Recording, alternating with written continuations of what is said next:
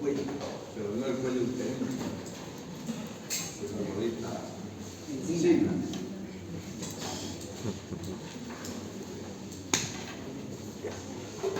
Si nosotros nos ponemos a pensar en el cuello, vamos a ver y nos vamos a dar cuenta que el cuello es el andamio que necesitan los albañiles para la construcción. Porque por el cuello pasan muchas estructuras móviles. Si le cortan la pata a un andamio, el albañil se cae. Y para eso vamos a ir recordando poco a poco lo que hemos avanzado en la materia. A ver si nos acordamos.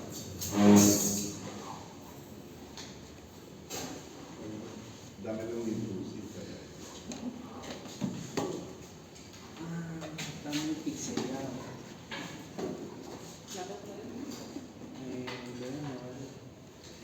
Avance.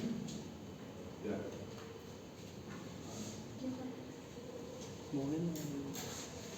¿Se acuerdan de los papiros del niño? ¿Se acuerdan o no de cirugía 1? ¿Cómo aparecieron?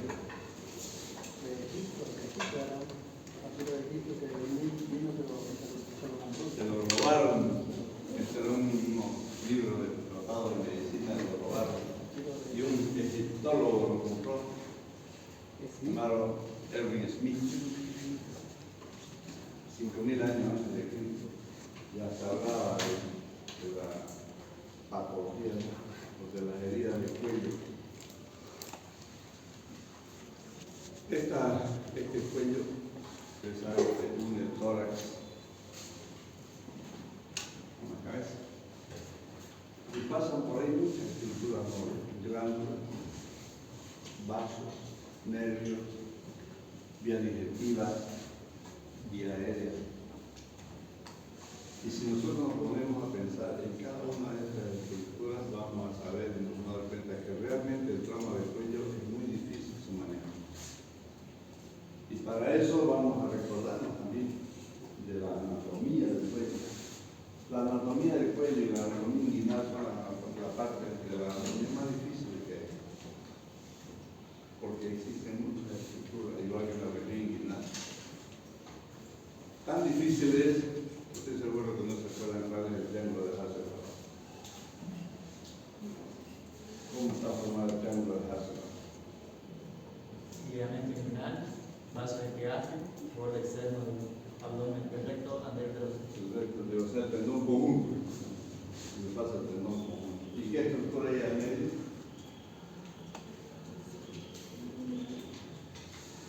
¿Qué estructura hay en medio de este triángulo? Porque ese triángulo es un triángulo de referencia. ¿Qué hay en medio por ahí? el conducto inguinal. Es el piso del conducto inguinal. Es la parte más débil que tiene. La fase transversal. Solamente está la fase transversal y el peritoneo. No hay más. Si recuerdan ustedes el conducto inguinal, en el piso hay 3 cosas. La posición inguinal superior, media y la inferior. Y la media es por lo menos en las hernias inguinales directas. Igual en el cuello, entonces tenemos un montón de estructuras.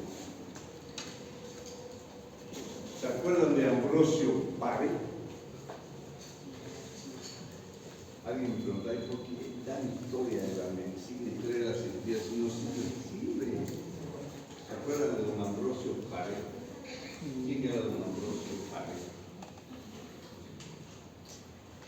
No pasaron cirugía 1 todavía ustedes. Ambrosio Paré fue un médico traumatólogo francés. Él fue el que dio las primeras pautas sobre la anatomía en general y sobre todo la anatomía del cuello. Por eso es que él fue el primero en hacer ligaduras. Miren qué dibujo, cómo era antes el tratamiento de los traumas vasculares. La carótida y la vena yugular. Y uno poniéndose a pensar ahora, si uno liga eso, ¿qué va a pasar?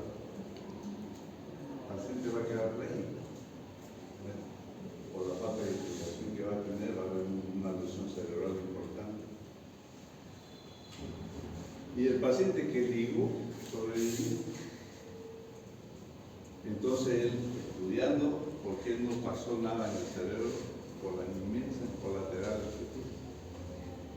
Es igual que si ligáramos la arteria esclénica.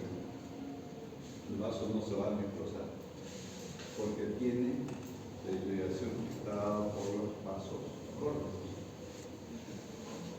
Igual que si ligamos la arteria hepática, el hígado se nutre por la vena porta, que es la única vena que transporta sangre oxigenada. Si hay necrosis, va a ser necrosis segmentaria.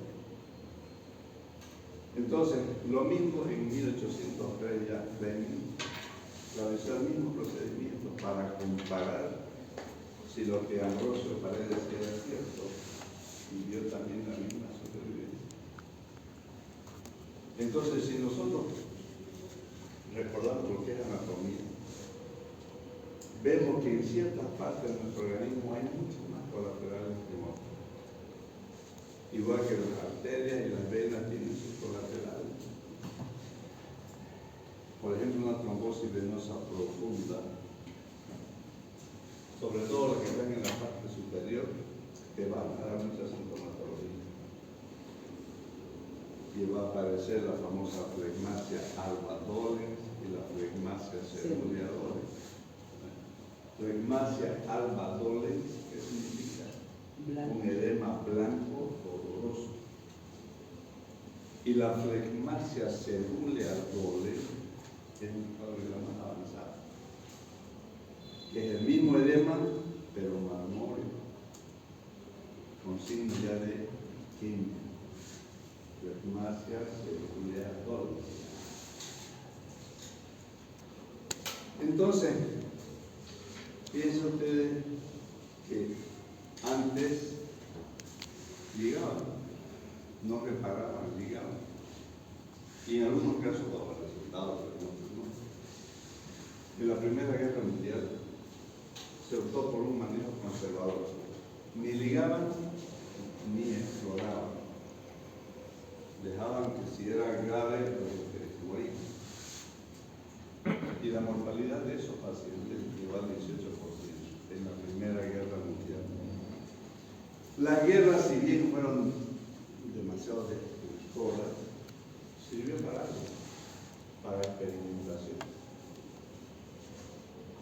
En la Segunda Guerra Mundial ya fueron a explorar y encontraron lesiones que podían haberle causado la muerte al paciente y las reparaban.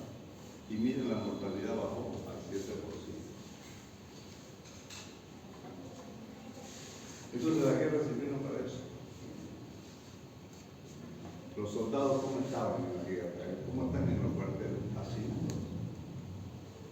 Duermen todos juntos, a veces cuartos sin ventilación. Y ahí vienen las enfermedades respiratorias como la tuberculosis, donde hay un hacinamiento, donde hay poca ventilación. En la Segunda Guerra Mundial aparecieron pacientes que tenían dolor abdominal severo, simulaban cuadros de peritonía, y cuando entraban a la cirugía no había tal cosa, no había pus, había un poco de edema y grasas, y al no encontrar nada que extirpar, cerraba el abdomen y el paciente mejoraba considerablemente. Entonces, todos los pacientes que tenían, los soldados que estaban con dolores abdominales, lo operaban, hacían la parotomía y lo volvían a cerrar. Un médico alemán llamado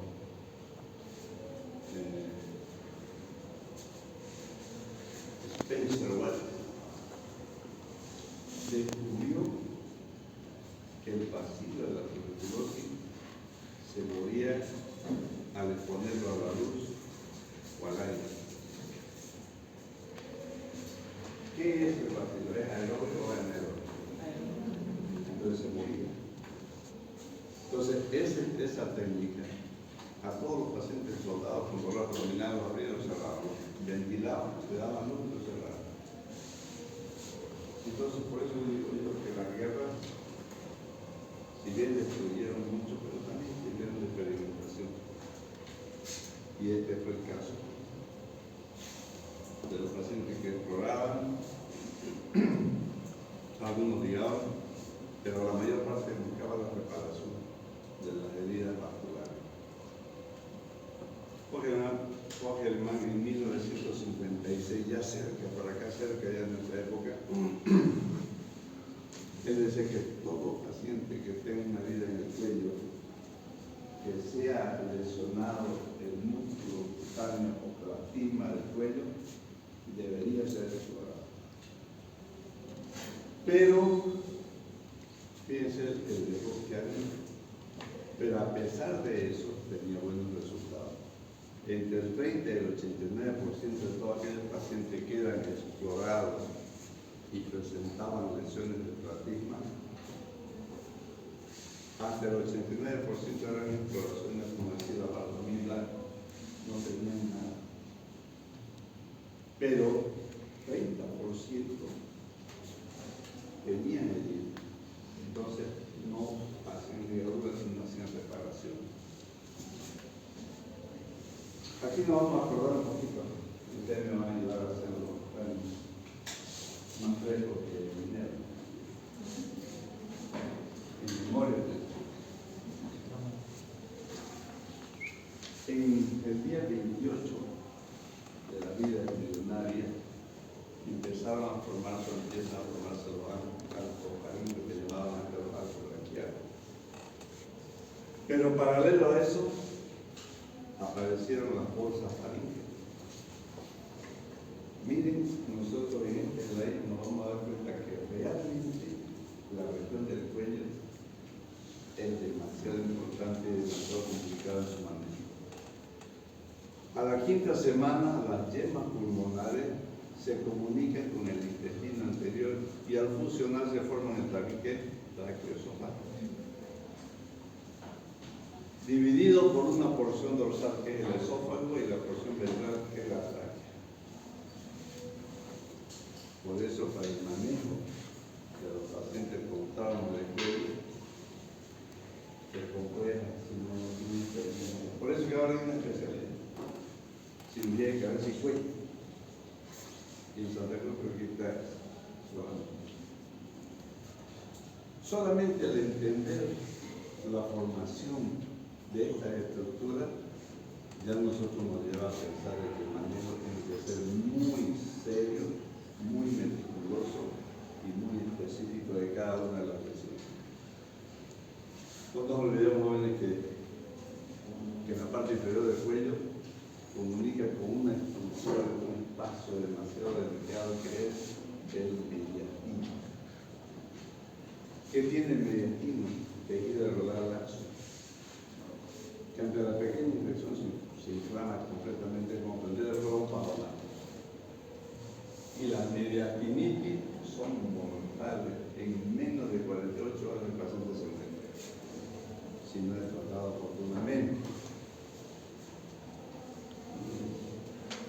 Repitiendo otra vez lo que decía el primer slide, que hay en el cuello glándulas tiroides, paratiroides, salivales, además pasan los nervios, arterias, venas, la parte digestiva y la parte aérea. Por eso le decía yo que es el andamio del albañil. Una herida que no se utiliza, ¿no? La albañil del andamio, porque se cae.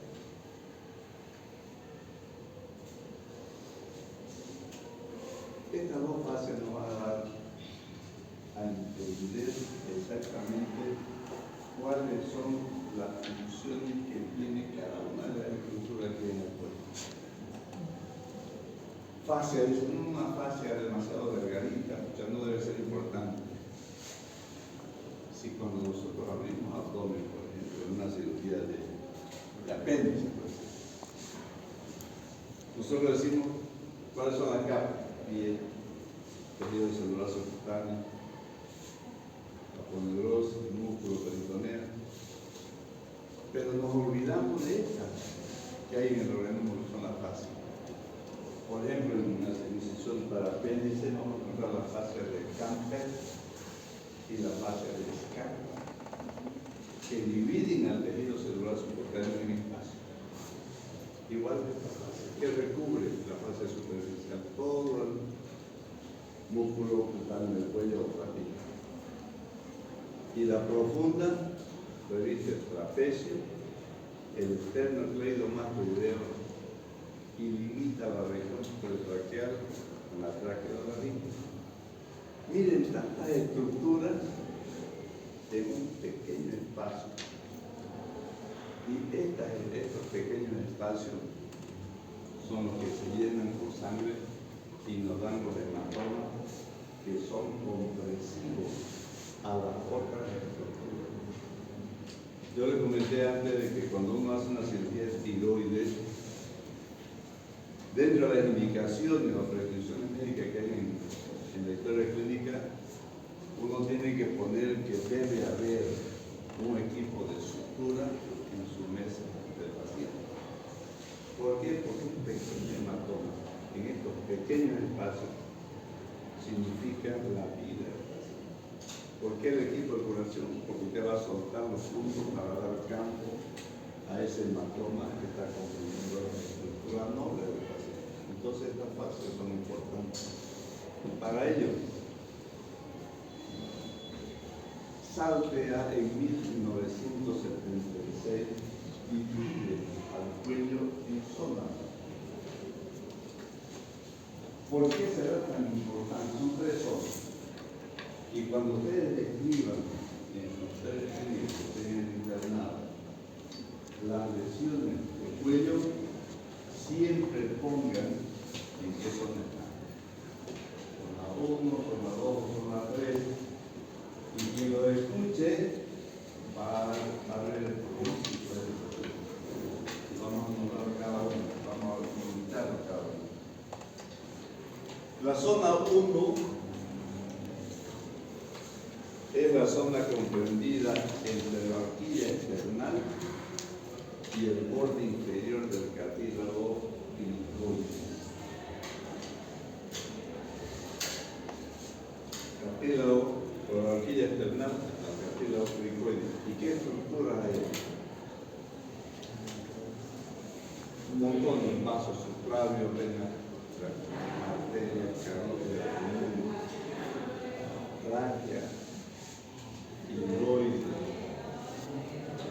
Y esta zona 1 es la que nosotros tenemos que franquear cuando tengamos que hacer una traqueotomía, porque está en esa zona.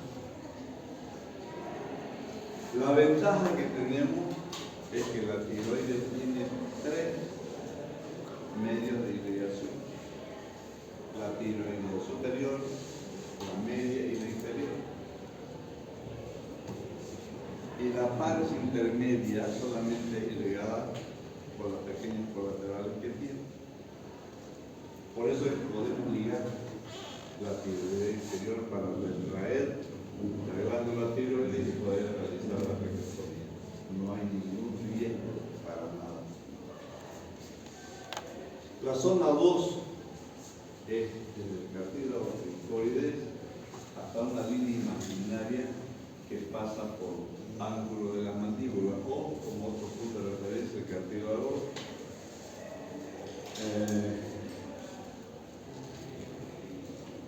hioide, el hueso hioide. Pero los libros hablan de una línea imaginaria que pasa por el ángulo de la mandíbula. Ya nos vamos a ir acomodando un poquito de cuáles van a ser las zonas más posibles de explorar. ¿Qué estructura tiene la zona 2? Las carótidas, las vertebrales, yugulares, faringe, esófago, laringe, tráquea y tiroides también. En cambio, la zona 3, que es la que menos se puede explorar, está entre los ángulos de la mandíbula, esa línea imaginaria o los cartílagoides, hasta la base del cráneo. ¿Y qué estructuras hay en la zona 3? Igual la tráquea, la carotida, las venas. Ahora, en base a estas 3 zonas, fíjense el porcentaje de éxito que pueden tener cuando hace una cirugía. La zona 1, solo el 10%, porque ahí también están los vértices o pulmones que puede tener. Al explorar esa zona, producir un neumotórax. La zona 2 es la que más se puede explorar con un porcentaje de éxito alto, 77%, es alto. Entonces los pacientes sobreviven más cuando tienen las lesiones en esa zona. Y la zona 3, un 5%. En muchos casos tendría que hacer una craniotomía para poder salvar a la paciente, pero como eso es tan difícil, la mortalidad de las lesiones en zona 3 es muy alta.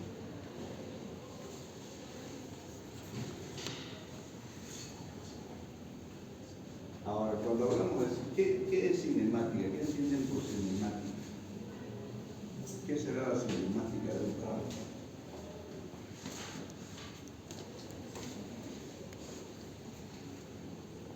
Es el mecanismo del trabajo. A eso se refiere.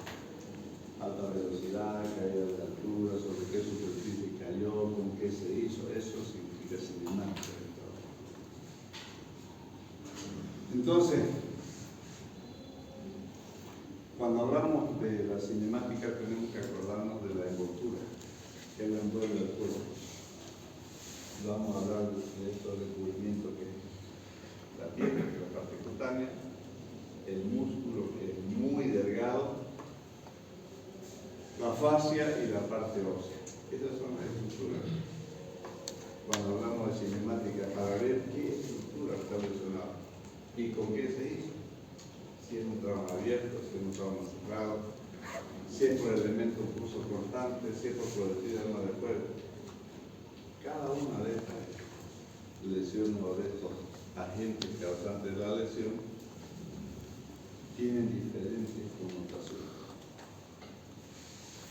Si nosotros hablamos de proyectil de arma de fuego, son lesiones demasiado graves, porque no solamente lesionan el órgano o los órganos que vayan cortando a su paso, sino que tenemos que tener mucho cuidado la onda expansiva que hacen los proyectiles. Ustedes ya han llevado medicina legal, ¿no? Ya han hablado de la onda expansiva.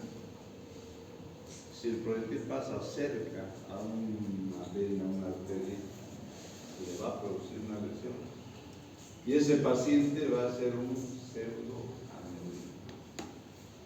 Debilita la pared.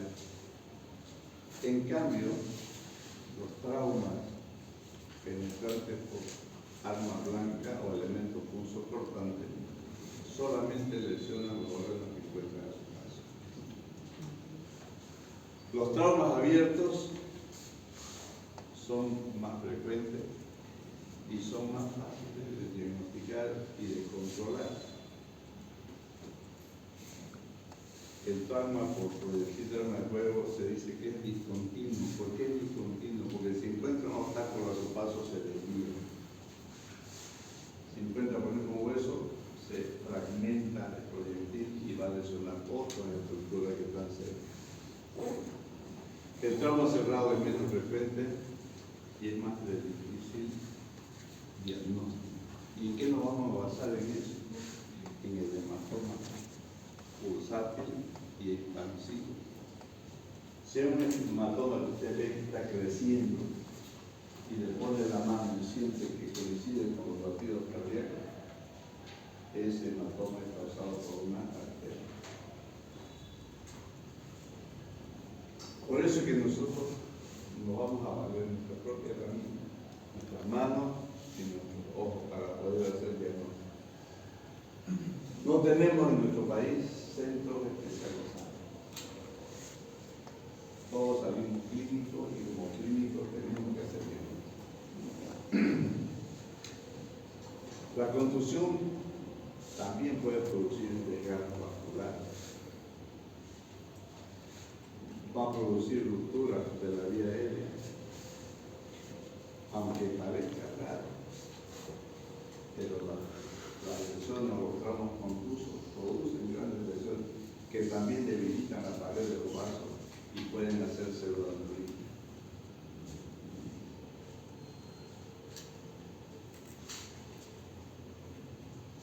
Por suerte que está en la carrera la materia de semiología para que podamos hacer diagnóstico de cualquier patología.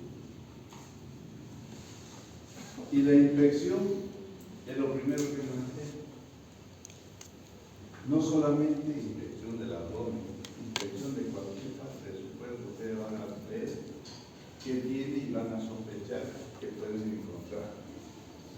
Toda herida, toda contusión, toda equimosis, toda exfoliación es para sospechar que lo que está debajo de eso es lesionado. No me voy a cansar de repetirlo para que hagamos un buen diagnóstico. El tema del diagnóstico en cirugía. Topográfico, anatómico y síndrome. En cualquier patología. En cuello también. Topográfico, cuello, parte lateral, parte anterior, parte posterior. Anatómico, toda la estructura que estamos viendo en cada zona. Y sindromático, lo que va a producir. Entonces, no es solamente en abdomen lo que vamos a ver. Entonces, como decía, los antiguos anatómicos, entre ellos, nuestro querido amigo Luis Chávez. Vamos a recordar toda nuestra vida. Cirujano que no sepa anatomía es como un ciego echando un rojo. Entonces, tenemos que saber anatomía topográfica. Tenemos que saber fisiología para poder interpretar los primeros estudios. Pero no nos olvidemos que el primer estudio que nosotros hagamos de un paciente traumatizado no es el valedero, porque es el que nos va a servir de referencia para los sucesivos controles. Por ejemplo, un paciente con una quemadura por inhalación, dependiendo del tiempo de exposición, el paciente puede quemarse a todo pulmón, solamente por inhalación. Pero si ustedes le saquen una radiografía, la primera no van a ver nada, va a ser normal. Pero sáquenle 6 horas después, van a ver la lesión del parénquima y la pulmón. Por eso que los primeros exámenes en trauma casi siempre son normales. Pero eso no nos va a dejar tranquilos. Para eso hemos aprendido a hacer reevaluaciones periódicas. Igual que tenemos que conocer la fisiología. Hay el gran fenómeno que va a llevar el fisiopato, el fenómeno de adaptación de Hansen. Entonces el organismo echa mano a lo que él tiene para cubrir la primera etapa. La segunda etapa la hacemos nosotros. ¿Qué más debemos saber? Fisiopatología. ¿Por qué? ¿Por qué el edema? ¿Por qué el hematoma? ¿Por qué? Entonces no es solamente agarrar una materia y estudiar solamente eso, estudiemos lo que viene. Inspección, palpación. ¿Para qué nos sirve la palpación?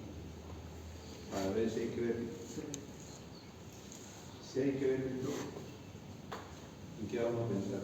En enfisema, producto de una lesión del árbol bronquial. Y como está ahí cerquita del cuello, hasta puede haber un neuma. Por eso decimos que el cuello es el alambre. ¿Qué vamos a escuchar en el paciente? Si hay soplo, si es un pseudoaneurisma o de soplo. Y vamos a interrogar al paciente y vamos a ver si está ortofagia, si refiere a ortofagia, para pensar en el tipo de lesión que el paciente tiene. Y si estamos pensando en un neumo, vamos a ver si la tráquea está central. Si la tráquea está desviada de un neumo, o un hematoma que está desviado. Entonces, en base a esos signos y síntomas que nosotros hagamos, tenemos que pensar qué vamos a hacer. En el manejo inicial del paciente con trauma, hemos dicho que vía aérea va acompañado de, ¿cuál era el apellido? De la estabilización de la columna cervical. ¿Y con qué lo hacemos? Con un collar. Pero ahora fíjense aquí. El collar cervical en los pacientes con trauma penetrante de cuello no está indicado en primer instante. Porque si usted le pone un collar cervical al paciente con una herida que está sangrando o un hematoma pequeño, ese collar cervical no lo va a dejar a usted ver si el hematoma es expansivo. No lo va a dejar ver si ese paciente sigue sangrando o no, porque lo está comprimiendo, está haciendo una falsa hemorragia. Por eso que los pacientes con trauma de cuello, heridas en cuello, no se debe utilizar collarín. Fijémoslo con la parte lateral con pequeña almohadita, aunque sea con un tipo de suelo, pero no le cubramos el sitio donde estaba herido.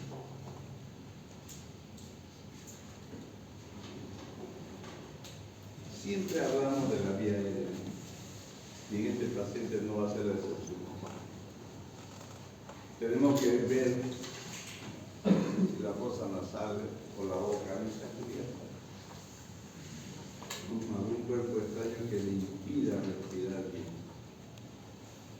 Pero siempre tengamos cuidado de no hiperextender el cuello por el riesgo de que el paciente tenga una lesión en el oído. Siempre, en todo paciente con trauma, el oxígeno adicional es importante. Siempre. Volvemos a repetir lo que dije. En los hematomas expansivos o en las hemorragias visibles, no es tan importante. Hay una gran controversia en el mismo ATLS. El ATLS dice primero vía aérea y C recién está el control de hemorragia. Cuando se trata de hemorragia masiva o se trata de hematoma expansivo, usted ve que va creciendo, la C es primero. Porque si no hacemos el control de la hemorragia o el control de ese hematoma expansivo, el paciente se va a morir. Entonces, en estos casos, el tratamiento primero es control de la hemorragia. Y si está en un hospital que tiene las condiciones para atenderlo, va directamente al quirófano. Nunca se debe explorar una herida de cuello que pase por encima en la emergencia. Nunca se debe colocar una sonda nasogástrica ante la presencia de un paciente que tiene una herida de cuello que esté saliendo saliva. Nunca se debe intubar a un paciente tampoco. Porque puede ser que al colocar la sonda nasogástrica o al tratar de intubar, usted remueva el coágulo que está taponando el arteria. Toda herida de cuello que atraviese el plasma, por más que sea soplante, tiene que ser explorada. Por eso dice prepare el equipo quirúrgico y realizar la exploración en el quirófano. Ya el paciente sedado en el quirófano, póngale la sonda nasogástrica dirigida, porque puede ser una lesión de sopa, ¿no? Puede hacer una falsa vía. Por eso que es mejor explorar toda la vía de cuello en el quirófano. A veces llegan los pacientes a la emergencia, una herida grande en el cuello y sin sangrado. Si usted quiere explorar, saber o confirmar si tiene una lesión muscular, y al explorar, el coagulito que estaba tapando el vaso salta y sangre, y ya no hay tiempo ni para llegar a quirófano. Igual que los pacientes que sufren un empalamiento en cualquier parte del cuerpo, estamos hablando de empalamiento por cualquier elemento punzocortante, nunca lo retiren. Un cuchillo a veces en el abdomen uno quiere retirarlo porque está el cuchillo. Me impresiona ver un cuchillo en la barriga. Porque ese cuchillo puede ser que esté taponando la arteria que ha sido lesionada. Y al retirar sangre y se muere. Al hospital han llegado con buenos criterios varios pacientes, ustedes por lo menos que me acuerdan, que estaban saltando a la reja para entrar a robar a una casa y caen y se saltan con la reja. Y con buen criterio los tipos que lo agarraron, cortaron la reja. Y el paciente llegó con el hierro ahí en la tierra. Y se entró al quirófano, llamamos cirujano vascular, y la femoral estaba lesionada en una de ellas. Si lo sacaban, se moría, ya va a morir. Entonces, por eso todos los cuerpos extraños que estén penetrando el organismo nunca se lo tiene que remover en un espacio donde estén en las condiciones de agua. Todo paciente que llega con un trauma sangrante, un grito ya shock, quiero que primero hacemos día periférico. Siempre. Porque ese paciente puede sangrar mucho y cuando quieran ponerle una vía ya van a estar colapsadas. Se van a demorar más haciendo una tenotomía. Entonces, pongamos una vía periférica de entrada. Pero para eso tenemos que reconocer cuánto volumen le vamos a poner y tenemos que reconocer en qué grado de shock de ese paciente. Los pacientes politraumatizados sangran, pero también tienen lesiones confusas a nivel pulmonar. Y ese paciente choqueado con una contusión pulmonar no debemos pasarle mucho tiempo. Porque al encharcarlo el paciente se muere no por su trauma, sino por un edema al tubo del pulmón. Ahí viene la sospecha porque tenemos que tener. Paciente con respiración paraoral es un paciente grave. Porque si está con respiración paraoral, la barrera protectora que es el tórax, la capilla costal se rompió y que está por detrás del pulmón. Y el primero que se golpea es el pulmón. Hasta que ustedes no demuestren lo contrario, no le pongan mucho líquido, solamente para mantener el flujo vital. Se dice que una presión de 80 sobre 50 puede perfundir bien el cerebro. Entonces, si le ponemos más, lo vamos a echar. Evitemos los pinzamientos a ciegas en el sitio de sangrado, porque puede que tengamos sangrado de una colateral que sangre bastante. Y al tratar de pinzar, lesionamos los vasos más duros.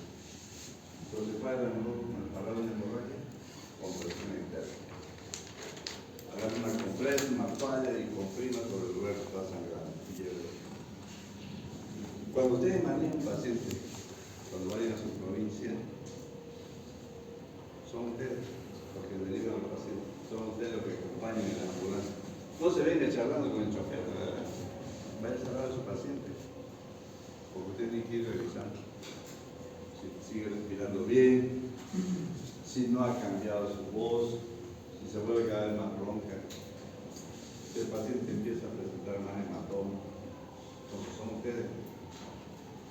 Vayan a hablar al paciente, hagan su estetoscopio permanentemente, su presión arterial control, para que puedan identificar en qué momento el paciente se ha tomado. Lo que les decía, todo paciente con trauma, lo primero que nosotros decimos, cuando hablamos de sonda, hablamos de dos sondas, ¿no? Sonda Foley, sonda pulmonar y sonda nasogástrica.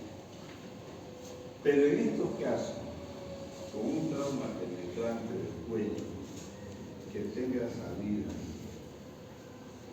contenido alimenticio o saliva, no se debe poner sonda nasogástrica, sino inictivo.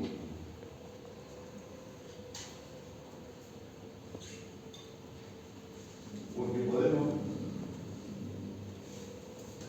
podemos mover y con un coágulo que esté taponando la herida del tubo digestivo del esófago, que va a sangrar y se va a morir. Entonces también la sonda por debajo del quirófano. Si toda herida del cuello va a ser explorada en quirófano, pues hagamos todo el quirófano, intubemos en quirófano, pongamos sondas nasogástricas en quirófano.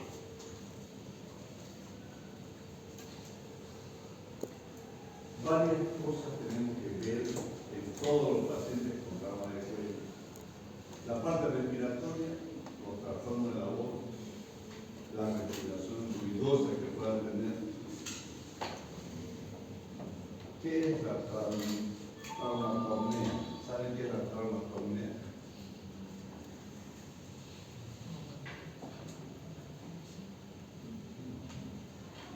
Es la respiración ruidosa que se siente en la herida.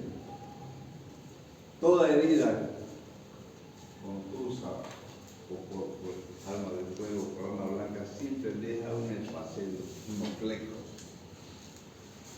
Y al producirse la respiración, esos flecos que quedan colgando se mueven y son ruidosas. Ustedes busquen en su celular ahorita que está chateando. Vean lo que significa traumatomía. Son respiraciones ruidosas a través de la herida traumática que tiene. En la parte digestiva, ¿qué vamos a ver? La salida de saliva o de restos de alimentos por la boca o por la herida. Entonces significa que tiene un trauma de esófago. Si nos da tiempo para tomar una radiografía, vamos a ver el sistema, no el de cuello. O vamos a palpar el efisema. A nivel vascular es lo más delicado que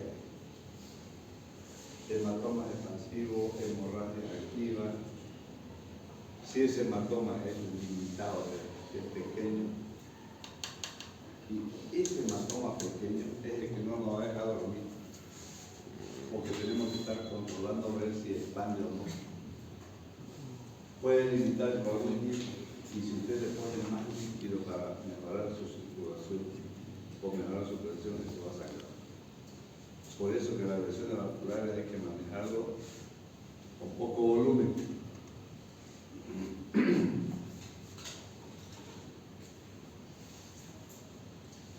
Aparentemente no es tan importante la parte neurológica en una lesión del cuello, pero miren cómo es de importante.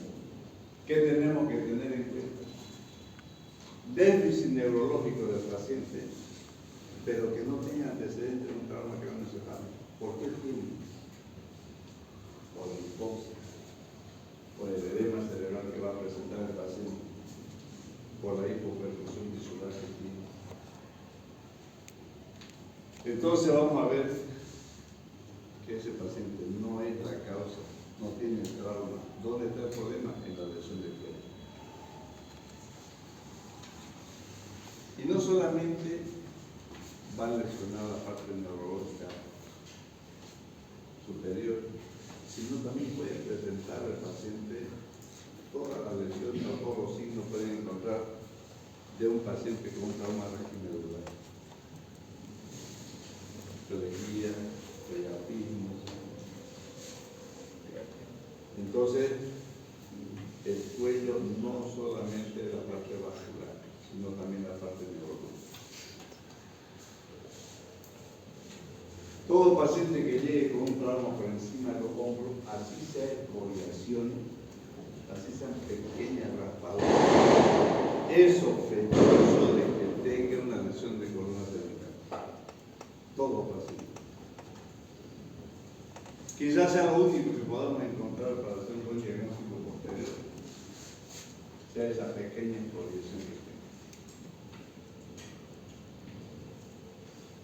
que les decía, ustedes van a llevar a los pacientes y durante el traslado tienen que estar permanentemente controlando la parte aérea. La vía aérea es importantísima. Y cuando lo dejen al paciente, ¿qué es lo que le van a informar al receptor? La cinemática del trabajo.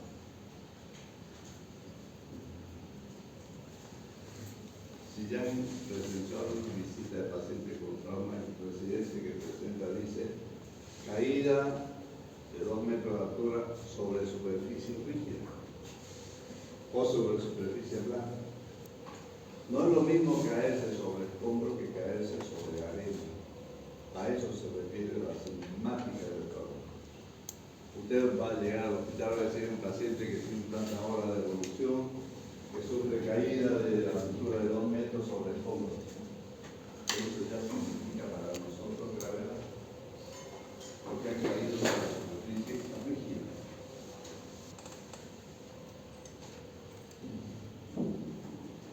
Un paciente que sufre accidente de tránsito y es despedido, sale sobre el parabrisas. Eso también nos va a dar alerta de que ese paciente no solamente es el trauma por el accidente, sino que al salir despedido de la movilidad puede caer sobre alguna otra superficie y puede tener fractura. Y él también tiene que informar cómo se comportó el paciente durante el traslado. Tuve que aumentarle el suero, tuve que ponerle transfusión, lo tuve que intubar, pues informar qué cambios tuvo el paciente durante su traslado. Ustedes son los reyes del vapor en la provincia. Bajo laboratorio, bajo radiografía, bajo reyes del vapor. Eso es el internado. Distribución y frecuencia. Este slide es solamente para que nos demos cuenta cómo trabajan los forenses. Miren esto, una serie de 223 pacientes asociados a permiso. ¿Qué hace el forense cuando examina a un paciente? De primero tipo de lesión. Ve el tamaño del orificio de salida si es proyectil. Ve el tamaño de salida si es quemadura eléctrica también. Porque cuando la quemadura sale del cuerpo se comporta en un conductor. Son diferentes tamaños. El halo, eso a mí en medicina legal. Ven en qué parte del cuerpo. Si está a la derecha, si está a la izquierda, si está de arriba abajo, si está abajo arriba, para saber quién lo hizo y cómo lo hizo. Si la lesión está al lado derecho, o no está al lado izquierdo del paciente, generalmente quien lo hizo es un tipo que maneja la mano derecha. No le hace así, no le hace así. Entonces va a ir a la lesión al lado izquierdo del paciente. Y muchos incluso saben si fue un hombre o una mujer que le hizo los cuchillos. ¿Tú qué crees? Por la profundidad. Uno. Y otro. La herida. Que da un varón desde arriba para abajo. Y la mujer es. Entonces, para que no lo pillen desde arriba abajo. Entonces, estas son las cinemáticas de los traumas.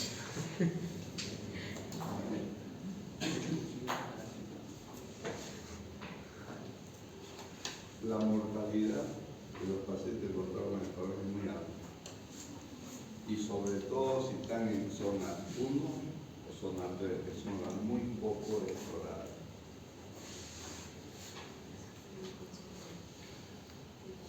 Este es el mecanismo. Las heridas penetrantes son más frecuentes y graves en los traumas que los traumas cerrados. Y va a depender también el tipo de arma. Volvemos a repetir, las proyectiles, las sueros son las más peligrosas. Son discontinuas, son caprichosas, lesionan no solamente el órgano que encuentran a su paso, sino los que están para ver esto del mecanismo, tenemos que saber qué tipo de arma. Porque las armas, los que han ido a hacer saben que es el famoso explosivo de alta energía. Se ve si es un calibre 22 o es una escopeta, que son las más peligrosas todavía porque se parten. Y saber la distancia, el tiempo de evolución. ¿Por qué la distancia de una escopeta? Porque mientras más lejos esté, más se esparcen los peligros. Entonces, meterse a querer sacar esos peligros de un paciente de la escopeta es imposible. Porque eso es fácil. Pero sí en abdomen, el mayor impacto es quirúrgico. Todo paciente con herida por proyectil de arma de fuego o de cualquier parte del organismo es quirúrgico. Peor aún si es abdomen. Y peor aún si es escopeta. Porque los proyectiles perforan en diferentes partes. Entonces hay que tener cuidado cuando hablamos del mecanismo de la lesión clínica. Los proyectiles de alta velocidad o de baja velocidad, la distancia, tienen que consignarse en la historia clínica. Y dependiendo de eso, vamos a ver qué estructura vital ha sido comprometida. Pero el cuello, todas son susceptibles de ser lesionadas.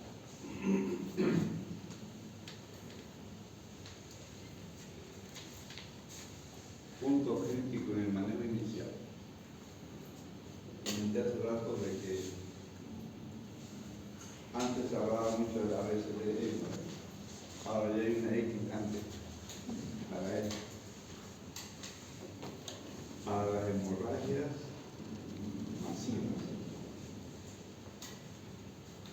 Para manejar primero las hemorragias y paralelamente o apenas se haga el control de la hemorragia, empezar con vía aérea.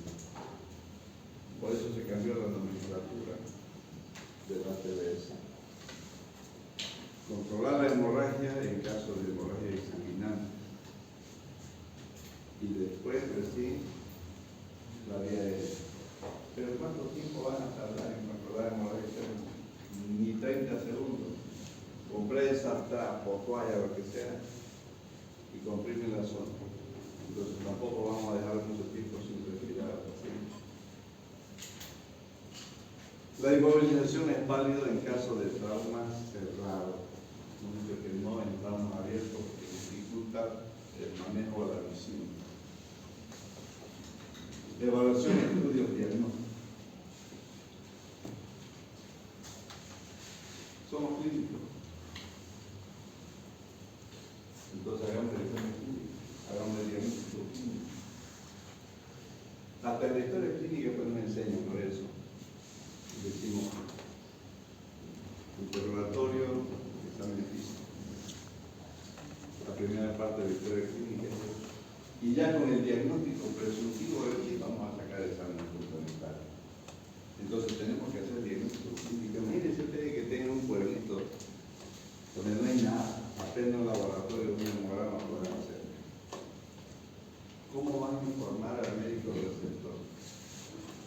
Que con la clínica hay que encontrar el médico receptor. Nosotros aprendemos, chicos, a hacer semiología. Aprendemos a hacer diagnóstico clínico porque no teníamos las condiciones. Quizás en otros países todos los pueblos tengan por lo menos un equipo de rayos X para hacer. Aquí no tenemos. Entonces usemos la semiología que hemos aprendido. Y no hay mejor examinador o un equipo de examinador que los manos. Y luego palpen, vean y diagnostiquen.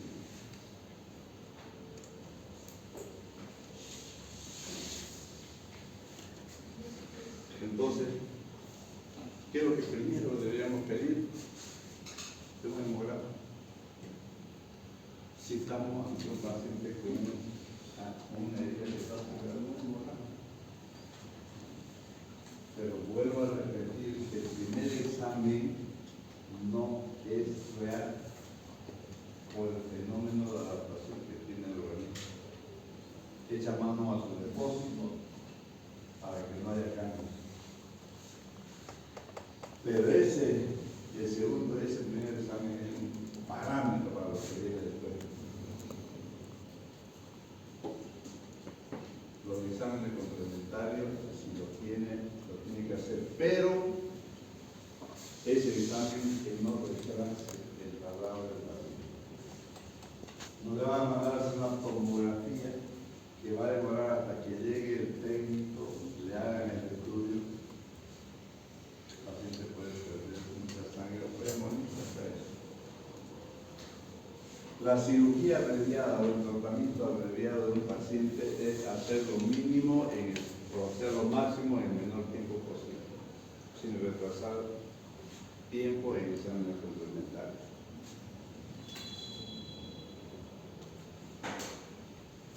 ¿Cuáles son los estudios? Primero, si tenemos una radiografía. Miren ustedes lo simple que es una radiografía con una lesión en cuello. ¿Qué nos va a orientar a que tenga algo más grave? El enfisema. Por eso que estamos aprendiendo a leer una radiografía, buscando primero parte plana. Si hay enfisema en cuello, tiene una lesión de vía aérea, con seguridad. Entonces, tratemos de manejar la vía aérea de ese paciente. ¿Cómo? Incubándolo siempre y cuando no haya lesión que comprometa el músculo escapismo del cuello, que eso se hace en quirófano. En caso de trauma penetrante por algún elemento punzocortante, no solamente el cuello tenemos que examinar, sino el tórax, porque cerquita del cuello está el tórax, están los pulmones, por ahí la clavícula, y puede hacer un neuma. Y ese paciente, ¿cómo lo solucionamos un problema? Con un drenaje o con una toracocentesis, en caso de ser un paciente con un neumotórax hipertensivo. Fluoroscopía. Imagínense que vamos a tener fluoroscopía en algunos hospitales. La fluoroscopía es para ver si no hay lesión en el tubo digestivo. ¿Cómo hace? Que tomen un traguito de contraste, pero no contraste hidrosoluble. El hidrosoluble es el bario. Y el bario es como dar a tomar el suco, y ese suco se va a ir al mediastino y lo va a matar más rápido. Entonces hagamos con un contraste liposoluble. Yo cuando quiero dar puro grafeno y PAC, que no son contrastes que se utilizan. Ecodoppler, ¿para qué? Para ver cómo está el flujo vascular. En el hospital mismo, pero con futuro, de repente también yo trabajar a su país también, allá tienen todo. Ecoduplex es para ver venas y arterias. Hacemos un buen estudio. La arteriografía es el método invasivo más eficaz para encontrar las lesiones vasculares.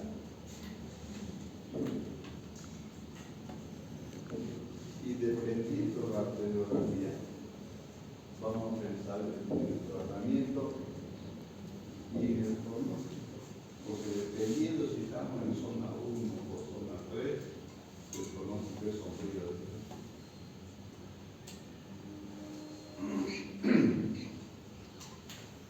La tomografía ha sido computarizada.